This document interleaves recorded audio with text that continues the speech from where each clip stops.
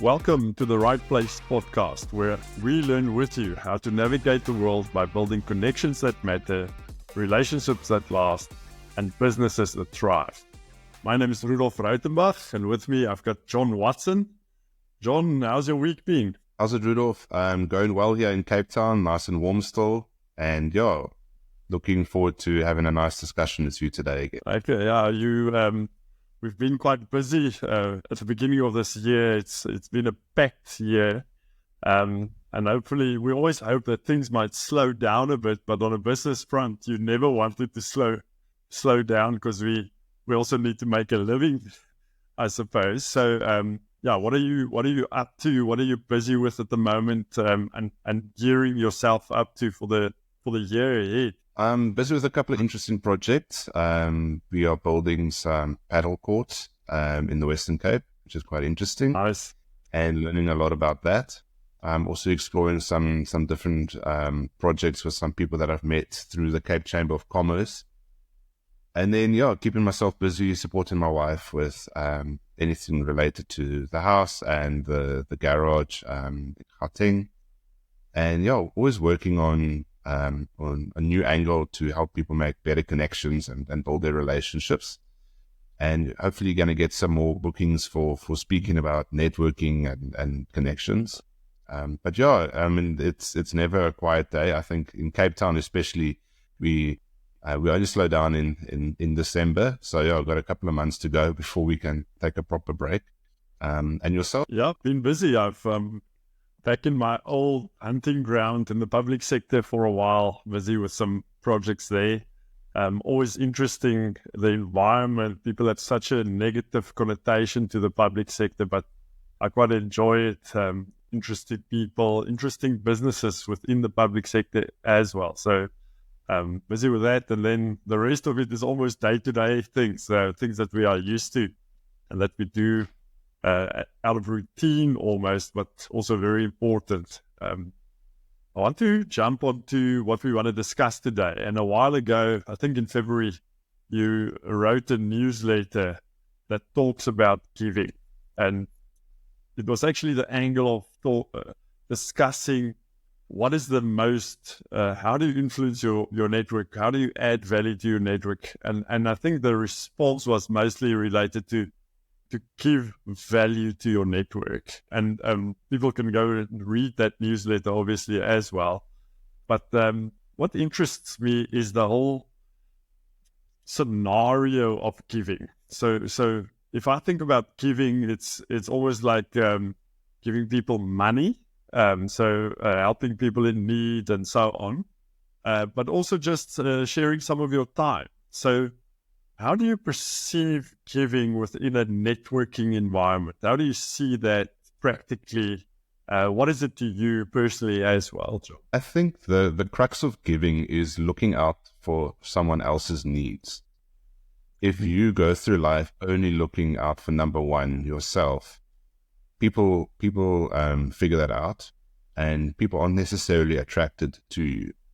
So if you're looking out for other people's needs, or you keep your ears open and you hear an opportunity or a solution or someone great to talk to, and you pass that information on, I think that is giving value. So it starts with almost like a mindset that, I'm going to keep my ears open, my eyes open for other people. I also think that giving makes you an attractive person to know, not just outwardly, but you've got this nature of giving. And people are, this person's a giving person. I can ask them and hopefully maybe they'll point me in the right direction. So I think by giving, you are going almost maybe a little bit against the current where people are so self-obsessed and consumed with their own thoughts and their own business and things like that. Giving can attract the right people to you. And I genuinely believe it's the right thing to do. I think there is enough evidence out there to show that having a giving mindset and being a giving person is the right way to go about life. Yeah, from what I'm hearing, there's a case to be made that giving in terms of what we're talking about here is almost connecting people to each other. And I mean, your your slogan is connecting people and ideas, and that can be interpreted as giving as well. So you connect to people that could add value to each other's lives and businesses and ideas. So they way of thinking could add value to them as individuals, but as a combination as well. And you actually instrumental in getting those two people in the same room, or to know each other, or just to drink a coffee and see if there's a bit of a match. And that's already giving people that you know the opportunity to thrive within what they are doing. But also it doesn't take a lot of effort. It doesn't take a lot of time out of your day to quickly send an email and say, listen, I want X and Y to connect, because I believe here and there you are able to work together, or to share some ideas, or collaborate, or whatever the case may be. I think that giving part is so simple. And what I find people do is we're quite precious about our networks. I always have a good laugh if I ask someone to for a specific favor. I need to someone in a specific industry, or I need to get to know someone that does X and Y, and they're like, yeah, I can't do it because I haven't discussed it with them. And understand protecting yourself because of reputation and so on, but then that person that you're talking to might not be the correct fit for your network. If it's a case of them not trusting you enough to do the right thing, I think you've got a bit of a problem in terms of either yourself or the other person's trust relationship. And it's quite important that you operate from the same value system, from the same understanding, and go forward from there on. So we spoke about giving, we touched on connecting. I want to go a bit further in terms of just practical things. What, apart from connecting people and getting them to get to know each other better, how do you see, what are practical things that we can give? The connection is definitely probably the most important and the first step. But are there other things that we can give over and above just connecting people to work together? I think there are quite a few practical things. I think it comes down to treating people how you want them to treat yourself. And like you said earlier, people often ask me for contacts or yourself for contacts, and I freely give. I maybe the mindset is an open network. I will share anyone's contact details or email address.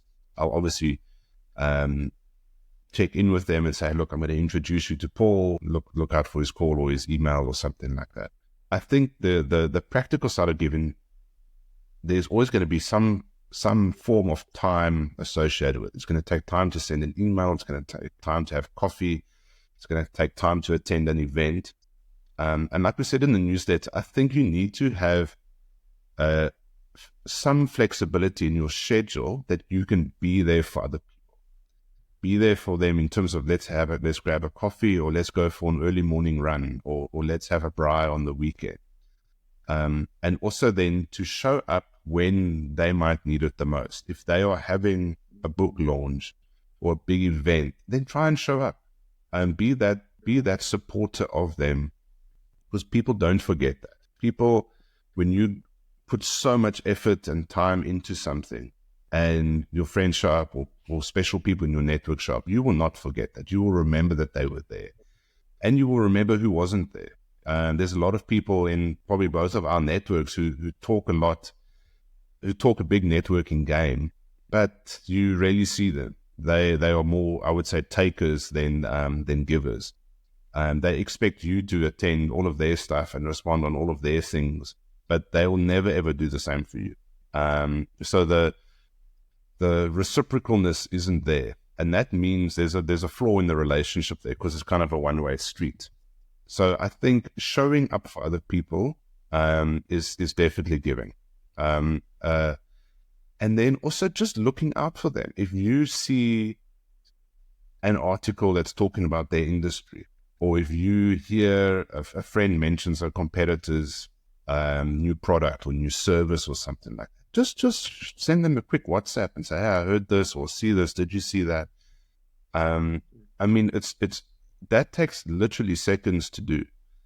And I know people might say, oh, but I can't think of everyone the whole time. It's like, but you know who's in your network. You know who are the good people that you want to add value to because they add value to me. So I've maybe got 5 or 10 people that I want to add value to. I appreciate them, or they're longtime friends of mine or colleagues of mine.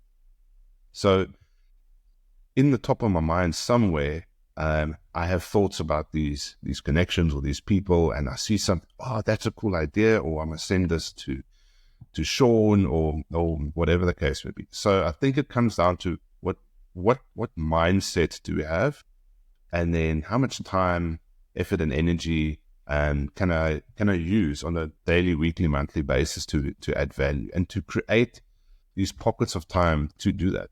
And maybe if you're just starting out or you're not sure how to do this, then just schedule some time, maybe 10 minutes a day. I'm going to bounce for a couple of WhatsApps, or I'm going to actually go to my friend's LinkedIn and see what's going on, or look at their social media, or and that might just get the ball rolling for you adding value to your network. Yeah, you mentioned reciprocal relationship, and so I want to touch on that quickly in terms of, do we give unconditionally? So I don't want to mention names, but I've got a person that I work with quite a bit over the past few years, and at the end of a conversation, you'll always bring in, if we plan a new concept or we just discuss things, no, but what's in it for me?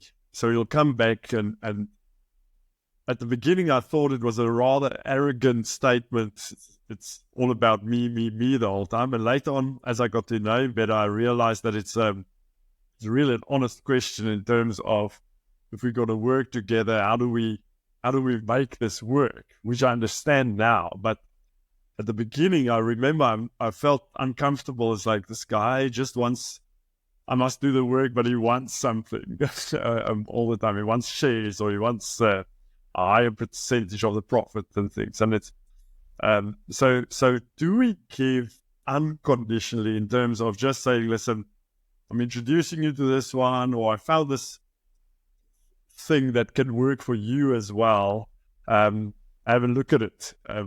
So does it work in terms of just giving, or do we set ourselves up in a way where you almost hope that this person would return the favor rather than instant gratification, shareholding, money, and so on? I think you get where I'm going to. That's a very interesting question. I mean, that's a whole podcast on itself. I think unconditional giving is the way to start.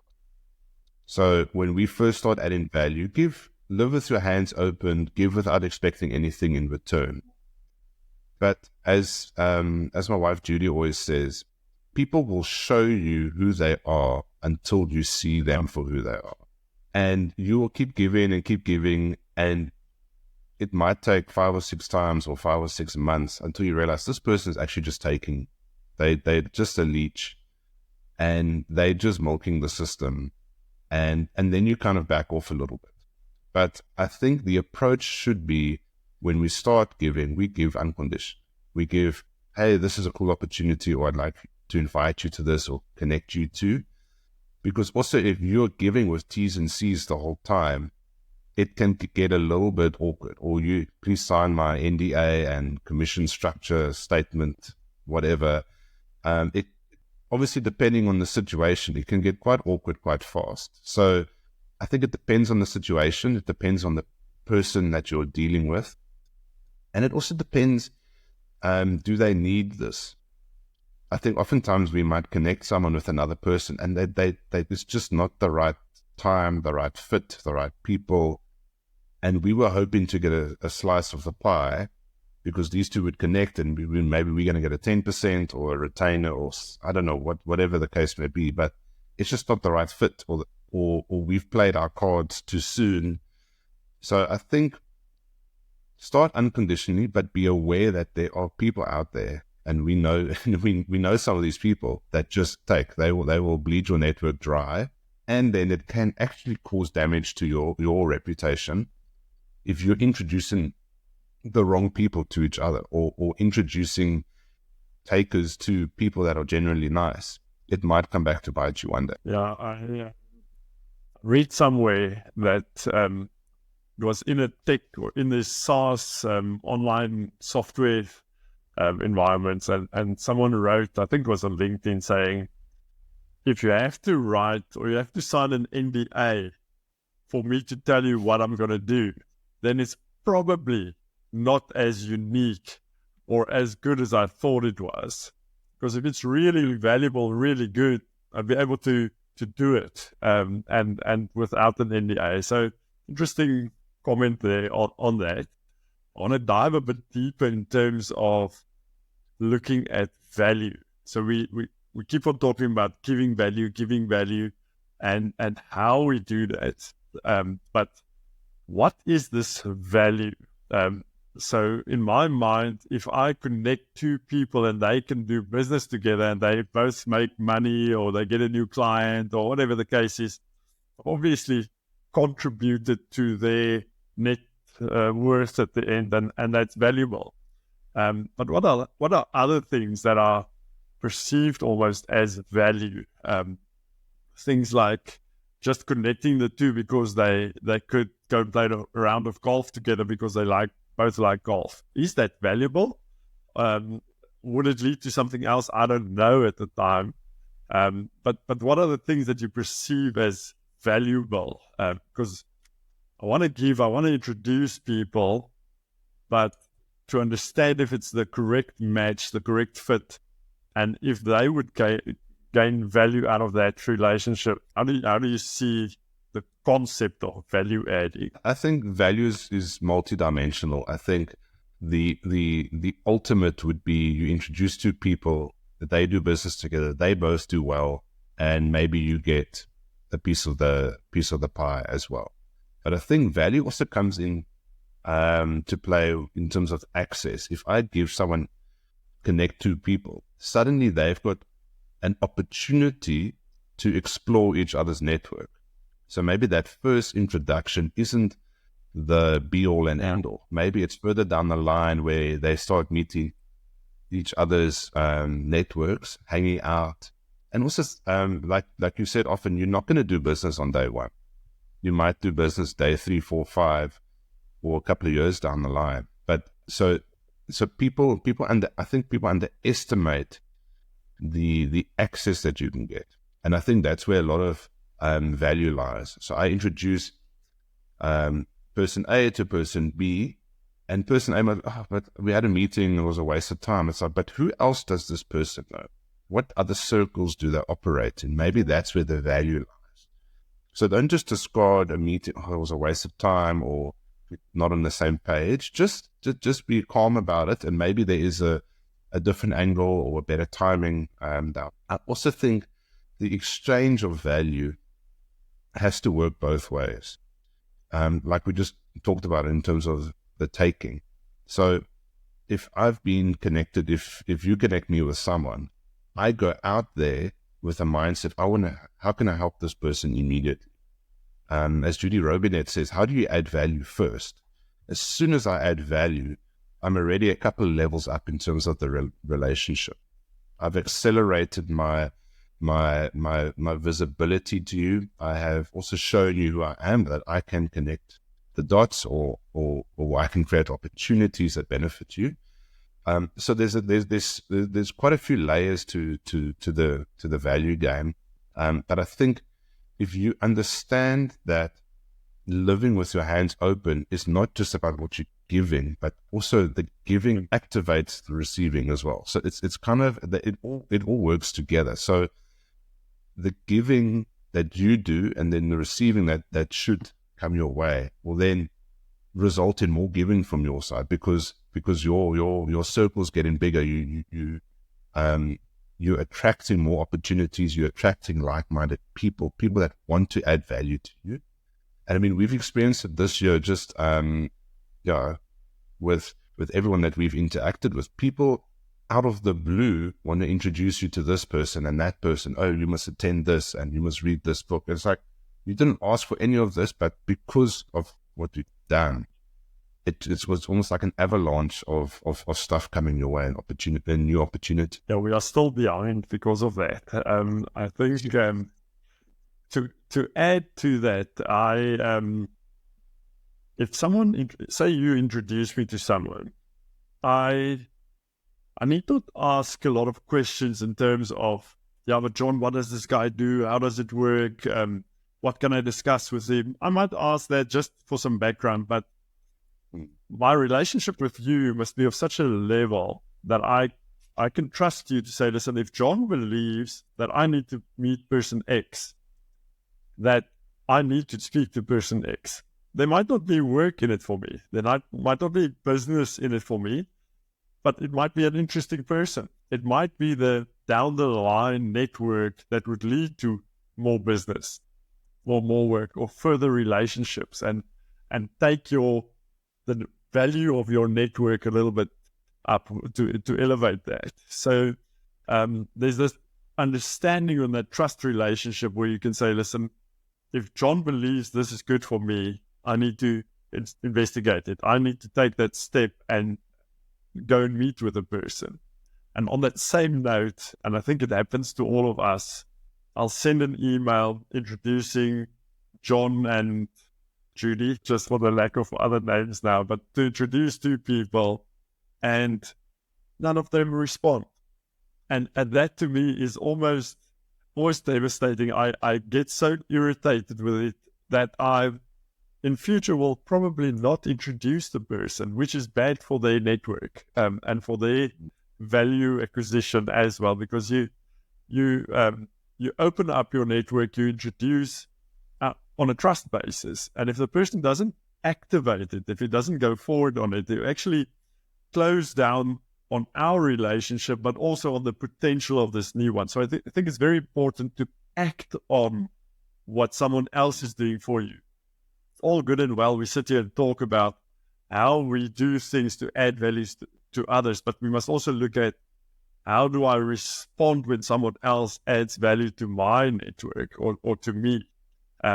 Obviously a thank you, but also act on it. Do something about it. Reply on the email. Try and set up a coffee date and meet the person, even if it's online or whatever the case is. But respond and take part, because otherwise it's definitely going nowhere. You can try and fail, but if you don't try, you're definitely going to fail. So it's your choice in the end. Which angle are you going to take? Which way are you going to go about it? No, absolutely. I think if I send an email and I say these two people should meet, I mean, I include enough detail there to say, look, I think there's synergy, or I think you're in the same industry, or this one mentioned this problem, this one mentioned this solution. I mean, that surely is enough gravitas to take it forward and to trust the person. Some of my biggest regrets in my career is because I didn't follow up with someone. Someone mentioned a name and I either didn't write it down, or I forgot, or you just become busy. And then later when you actually maybe meet the person, oh my word, I should have followed up 5 years ago. And you're like, who knows where things could have been. So we want to prevent network regret, that you don't follow up, that you don't take the opportunities, because things are tough out there. And if someone has taken the effort to write an email or to send a WhatsApp, say, hey, go and speak to this guy, jump on that, do something about that, because those opportunities don't come. I mean, and it's a personalized thing. Like you said, this is someone who has thought of you and thought of this other person and said, hey, I think you guys should connect, and which is an amazing thing. And we could both probably write a book on the people that we've been connected with. But I think take that stuff seriously. Explore it, check it out. And remember, it doesn't come with a guarantee. There's no PS, I guarantee you'll make $1 million out of this. It's up to you how you handle the situation. And like I've posted on LinkedIn before, if I throw a dog a bone, I don't want to know what it tastes. I would love positive feedback, but if you don't take it seriously, or you didn't prepare, or you were in a bad mood, or you were late, or you didn't show up for the appointment even, that's not my problem. I did my part by connecting the dots. That's the least that I could do, and I thought it was the right thing to do at the time. Everything that happens next is on you and the other person. And sometimes it doesn't work out. Don't shoot the messenger. Maybe it's a lesson for me. Oh, okay, I misunderstood your industry or yours. But be that as it may, take the opportunity and do something with it. Yeah, John, I think that's good. I feel reprimanded even by the things that I said today, because in some cases, you just get so busy, you forget about the email and you haven't acted on it. So it's something to be conscious of the whole time. Now, how do I act? How do I respond? Even if you just respond by saying, listen, I'm so busy this next 2-3 weeks, it's year end, or it's this or it's that, but let's connect in a month's time. That is at least responding. So there's a lot that we can do. I remember during the Chris Fenning tour earlier in the year, we had this chat where, or he actually mentioned that you be a human first. So don't go into robot mode and always try and gain something out of it. Go and connect, build a relationship, build trust. No business works without trust. No transaction works without trust. No value can be added without it. So go and have just a conversation. Get to know the person for who he is, and then start looking at how you can do things together, or if you can add value to each other, and so on. But yeah, I think we covered quite a lot. There's probably 10 episodes of this topic sitting out there, because as we're sitting here thinking, we need to discuss just examples, practical examples to open up our own minds, but also other people's minds in terms of thinking about adding value, about giving. And there's so many ways that one can do it. We'll keep ourselves and other people busy for very long. But yeah, it's always nice chatting to you, John. Thanks for recording this today. I think we're gonna listen to it and learn from this episode in time as well, and it's something that we can apply on a daily basis. Any last things from you? No, thanks, Rudolf. I mean, I enjoyed the conversation as always. I think there's still a lot to learn. There's still a lot for us to learn. We are by no means experts. We do know a few things that work, but I think you can always fine-tune your networking approach. It should never be set in stone. It should be flexible, that you're open to knowledge, open for better ways of doing it. And I think that's the point of the right place, is to learn from each other, learn from other people, and see how we can become better at doing this. And I want to become better at doing this. I know you want to become better at doing this. So yeah, grateful for the opportunity, and yeah, looking forward to our next conversation. Good. Thank you. Thanks, Rudolf. Cheers. Good.